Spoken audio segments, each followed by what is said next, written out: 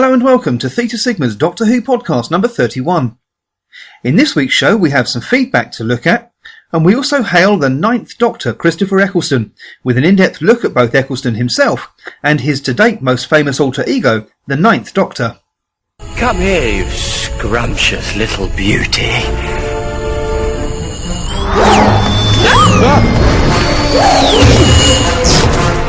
A box? Doctor, what is it? I've got mail. This week in feedback we hear first from James Morrell, who said, "I've found you, and you've survived your regeneration." Thanks James, yes I've survived, and while it's been taking a while to get back into the swing of things, Theta Sigma's Doctor Who podcast is here to stay. Said Daniel Ryder, "I'm glad you're back, nice podcast. I didn't know about any of Sarah Sutton's non-Who performances.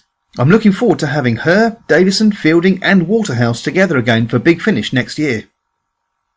Yes, I have to admit, Daniel, so am I. I was never one of Adric's biggest fans, and even less so of Matthew Waterhouse himself, but Big Finish have an amazing ability to make somewhat less likeable characters from classic Who more appealing on audio than they ever were on the TV show.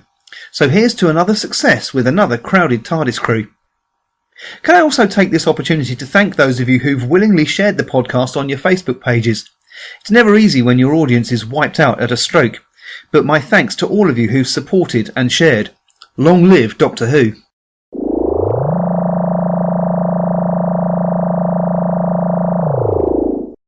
Born into a working-class family in the Langworthy area of Pendleton, Salford, in Lancashire, Christopher Ecclestone is the youngest of three sons of Elsie and Ronnie Ecclestone. His brothers, Alan and Keith, are twins, 8 years his senior. The family lived in a small terraced house in Blodwell Street until the late 1960s, when they moved to Little Holton. Ecclestone attended Joseph Eastham High School, where he became head boy. At the age of 19, he was inspired to enter the acting profession by television dramas such as Boys from the Black Stuff. Ecclestone completed a 2-year performance foundation course at Salford Tech before going on to train at the Central School of Speech and Drama. As an actor, he was influenced in his early years by Ken Loach's Kes and Albert Finney's performance in Saturday Night and Sunday Morning. But he soon found himself performing in the classics, including the works of Shakespeare, Chekhov and Molière. At the age of 25, Ecclestone made his professional stage debut in the Bristol Old Vics production of A Streetcar Named Desire. Unemployed as an actor for some years after graduating, Ecclestone took a variety of odd jobs at a supermarket, on building sites and as an artist's model. Ecclestone first came to public attention as Derek Bentley in the 1991 film Let Him Have It, and an episode of Inspector Morse, second time around, also in 1991. A regular role in the television series Cracker between 1993 and 1994 brought him recognition in the UK, and after he told UK bosses of his desire to leave the series, they killed off his character in 1994, making him a victim of the serial killer Albie Kinsella. At around the same time, Ecclestone also appeared in an episode of the Poirot series 1-2 Buckle My Shoe, adapted from Mysteries by Agatha Christie. He appeared in the low-budget Danny Boyle 1994 film Shallow Grave, in which he co-starred with Ewan McGregor. The same year he won the part of Nicky Hutchinson in the epic BBC drama serial Our Friends in the North, whose broadcast on BBC Two in 1996 helped to make him a household name in the UK. Also in 1996 he took the part of Trevor Hicks, a man who lost both his daughters in the 1989 Hillsborough disaster, in the television drama film Hillsborough. In real life, Ecclestone was best man to Trevor Hicks at his marriage in March 2009. His film career has since taken off with a variety of high-profile roles, including the title role in Jude in 1996, Elizabeth in 1998, Existence in 1999, Gone in 60 Seconds in 2000, The Others in 2001, 24-Hour Party People in 2002, and 28 Days Later, also in 2002. He played a major role as the protagonist of the 2002 Revengers tragedy, adapted from Thomas Middleton's play of the same name, and starred in the independent films A Price Above Rubies in 1998 and The Invisible Circus in 2001. Ecclestone has appeared in a variety of television roles, especially in British dramas including Hearts and Minds in 1995 for Channel 4, Clocking Off in 2000, and Flesh and Blood in 2002 for the BBC, as well as a modern version of Othello in 2001, playing Ben Jago, and the religious fantasy epic The Second Coming in 2003 for ITV, in which he played Steve Baxter. He's made guest appearances in episodes of the comedy drama Linda Green in 2001 and the macabre sketch show The League of Gentlemen in 2002. Ecclestone also appeared in a stage role in Hamlet in 2002 at Leeds, West Yorkshire Playhouse. He's been twice nominated in the Best Actor category in the British Academy Television Awards. His first nomination came in 1997 for Our Friends in the North. However, while he didn't win that particular award, Ecclestone did win the Best Actor category for the same show at the Broadcasting Press Guild Awards in the same year. In 2003, he won the RTS Best Actor Award for a second time for his performance in Flesh and Blood. He was then nominated in 2004 for The Second Coming. On the 2nd of April 2004, it was announced that Ecclestone was to play the 9th incarnation of the Doctor in the revival of Doctor Who. Ecclestone was the first actor to play the role who was born after the series began, albeit by less than 3 months. On the 30th of March 2005, the BBC released a statement, ostensibly from Ecclestone, saying that he had decided to leave the role after just one series because he feared becoming typecast. On the 4th of April 2005, the BBC revealed that Ecclestone's statement was falsely attributed to him and released without his consent. The BBC admitted that they had broken an agreement made in January not to disclose publicly that he intended to only do one series. The statement had been made after journalists had made queries to the press office.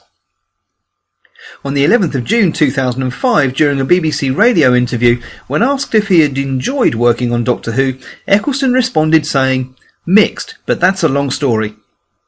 Ecclestone's reasons for leaving the role continued to be debated. In a 2010 interview, Ecclestone himself revealed that he left the show because he didn't enjoy the environment and the culture that the cast and crew had to work in, but that he was very proud of having played the role.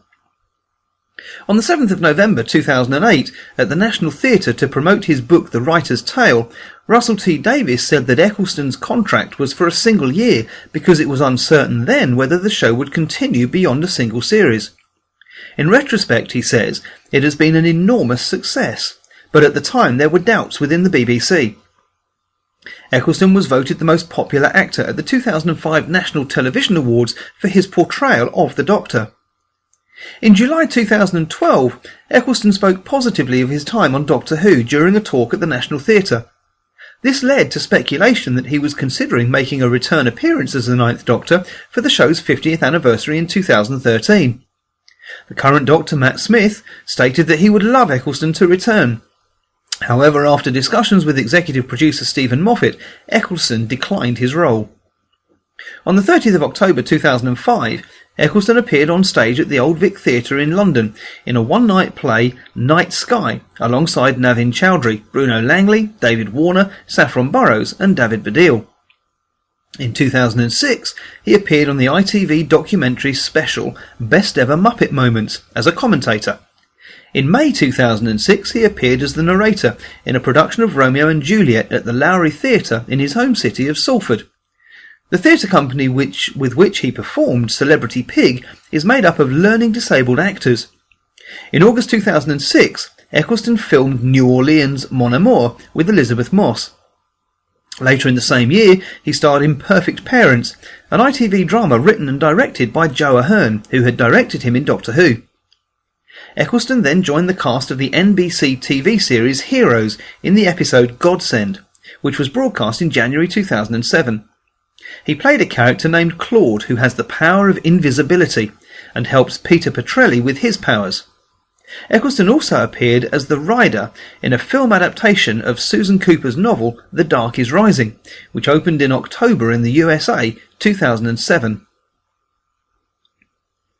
He later appeared on the BBC 4 World Cinema Award show, arguing the merits of 5 international hits, such as The Lives of Others and Pan's Labyrinth, with Jonathan Ross and Achille Panjabi. In 2009, Ecclestone appeared as the villainous Destro in the G.I. Joe film G.I. Joe The Rise of Cobra. In November 2009, he was reported to have been cast as John Lennon in a BBC production called Lennon Naked. This BBC4 production aired in the UK on the 23rd of June, with Ecclestone playing the title role, and Naoko Mori, who had previously appeared with him in Doctor Who, as Yoko Ono. In November 2010, Ecclestone starred in the first episode of BBC One anthology drama Accused. He won an International Emmy Award for the role. In May 2011, he starred as Joseph Bede in The Shadow Line, a 7-part television drama serial for BBC Two. On the 31st of December 2011, Ecclestone played the role of Pod Clock in an adaptation of Mary Norton's children's novel The Borrowers on BBC One. July 2012 saw him in the political thriller Blackout on BBC One. In the same month, he starred as Creon in an adaptation of Anton at the Royal National Theatre. This performance in the play was described as charismatic and intense. And later this year, Ecclestone is due to be seen playing the villainous Malekith in the 2013 Thor sequel entitled Thor: The Dark World.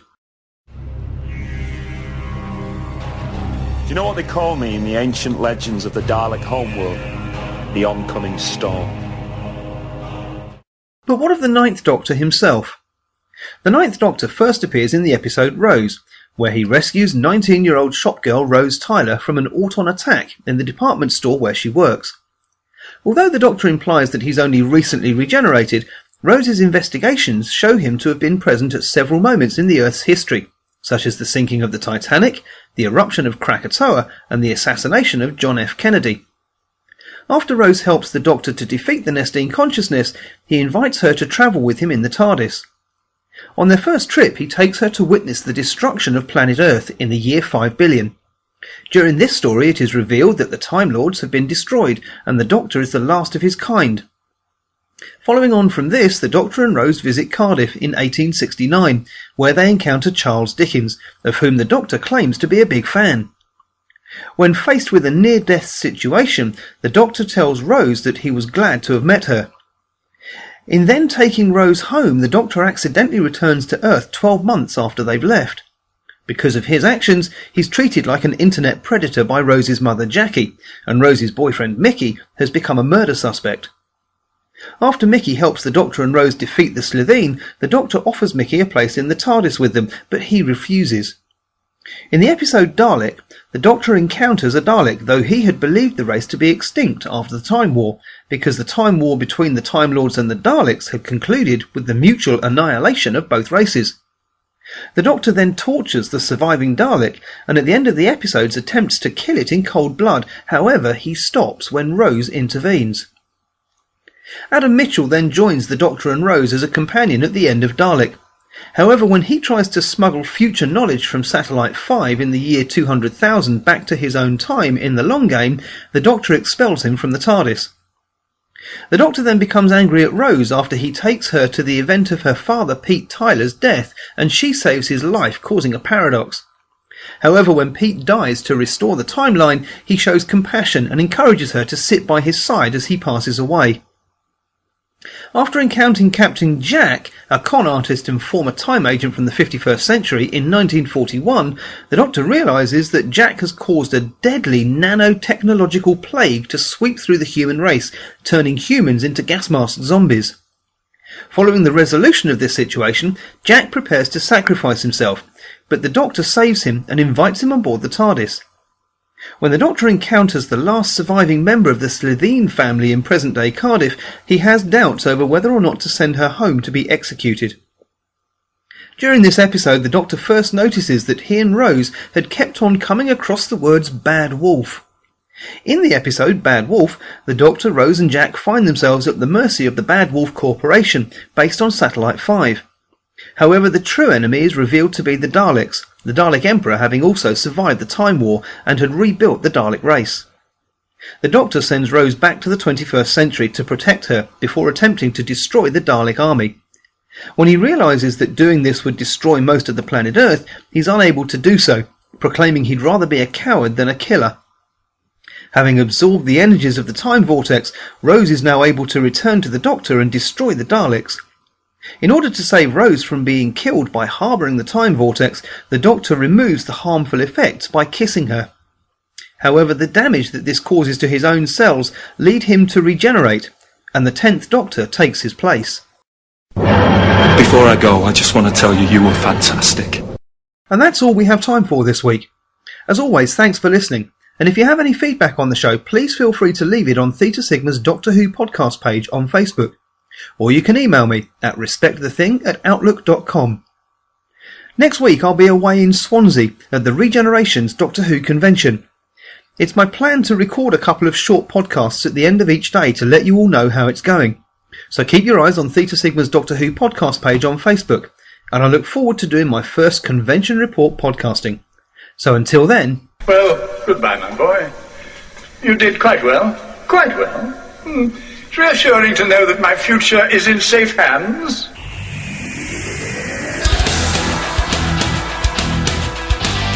Thank you for listening to Theta Sigma's Doctor Who podcast. Doctor Who and its associated shows are all copyright and property of the BBC, and no infringement is intended.